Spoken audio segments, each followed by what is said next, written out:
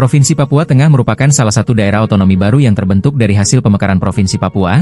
Provinsi Papua Tengah memiliki luas wilayah sebesar 6.108.947,42 hektar dan memiliki 8 kabupaten.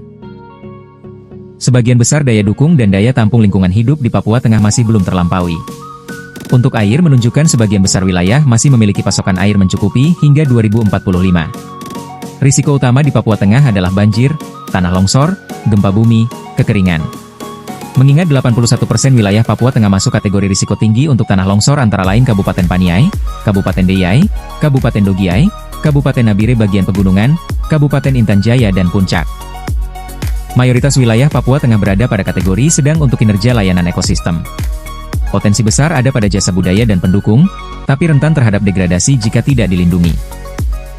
Efisiensi pemanfaatan SDA di Papua Tengah tergolong rendah hingga sedang, ini ditandai dengan rendahnya produktivitas pertanian, ketergantungan pada pasokan luar daerah, minimnya pengolahan berbasis teknologi serta keterbatasan akses infrastruktur dasar, jalan, irigasi, listrik.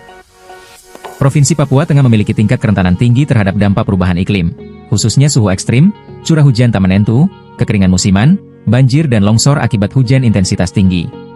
Provinsi Papua Tengah juga memiliki potensi keanekaragaman hayati yang sangat tinggi, tetapi juga menghadapi ancaman serius dari aktivitas manusia dan perubahan iklim. Dengan menerapkan kebijakan yang berkelanjutan dan melibatkan semua pemangku kepentingan, potensi ini dapat dijaga dan dimanfaatkan secara optimal untuk mendukung pembangunan jangka panjang yang berwawasan lingkungan. Capaian umum terhadap tujuan pembangunan berkelanjutan, Provinsi Papua Tengah adalah tercapai sesuai target atau SS, 35 indikator, 14,89%. Belum capai target atau SB, 38 indikator, 16,17%. Belum dijalankan dan belum capai target atau BB, 2 indikator, 0,85%. Sedangkan tanpa data sebanyak 160 indikator, 68,09%, dari total 235 indikator. KLHS mengidentifikasi isu strategis dalam pembangunan berkelanjutan di Provinsi Papua Tengah antara lain. 1. Belum optimalnya infrastruktur penunjang ekonomi berbasis sektor unggulan. 2. Pengelolaan daya dukung dan daya tampung lingkungan belum optimal.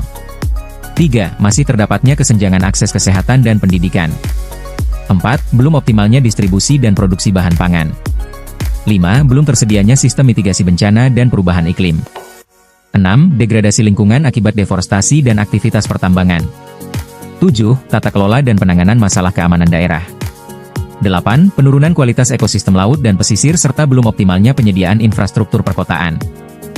Sedangkan rekomendasi kebijakan dan intervensi berdasarkan isu strategis utama meliputi 1. Pangan, meliputi diversifikasi pangan lokal, sagu, umbi, pertanian berkelanjutan ke teknologi modern, fokus daerah prioritas seperti Nabire, Mimika, Deyai serta penguatan sistem informasi berbasis GIS.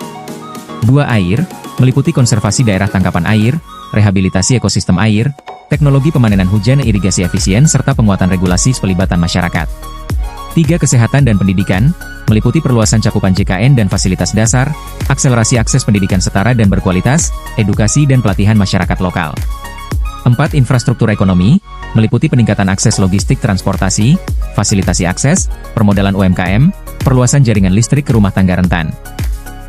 Kajian lingkungan hidup strategis untuk Rencana Pembangunan Jangka Panjang Daerah atau RPJD Provinsi Papua Tengah merupakan tahap awal dalam proses perencanaan pembangunan berkelanjutan yang berfungsi sebagai bentuk implementasi visi, misi, dan arah kebijakan pembangunan. Mari jaga lingkungan dan bumi kita.